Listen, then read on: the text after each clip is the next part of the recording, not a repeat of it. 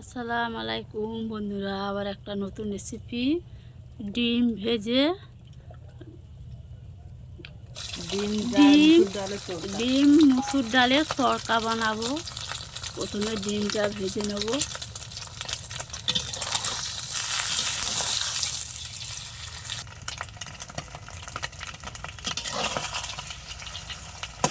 ডিমটা ভালো করে ভেজে নেব।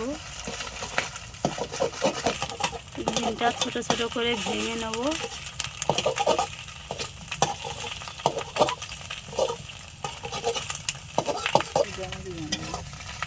ডিমটা ভাজা হয়ে গেছে, তুলে নেব।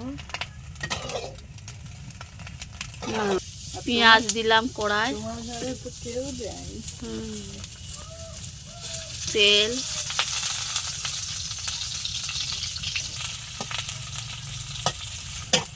পেঁয়াজটা লাল করে ভেজে নেব।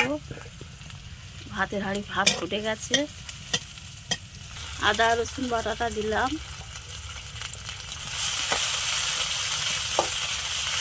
একটু পানি দিলাম, হলুদের গুঁড়া, লঙ্কার গুঁড়ো, গরম মশলার কাঠ, এলাচ, দারচিনি, এলাচ, মসুর ডালগুলো ওর মধ্যে দিলাম।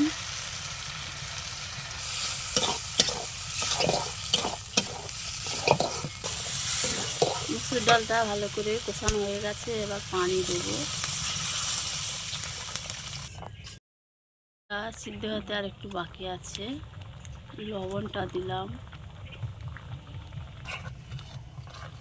ডালটা সিদ্ধ হয়ে গেছে, এবার আর একটু সিদ্ধ ভালো করে হবে। ডালটা সিদ্ধ হয়ে গেছে, ডিম ভাজাগুলো এবার ওর মধ্যে দিয়ে দেবো।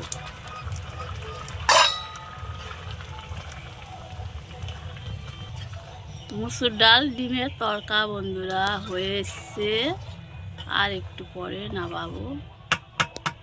হয়ে গেছে, ভাজা মশলার গুঁড়োটা ছড়িয়ে দিলাম। মুসুর ডাল আর ডিমের তড়কা হয়ে গেছে, নামিয়ে নিয়েছি।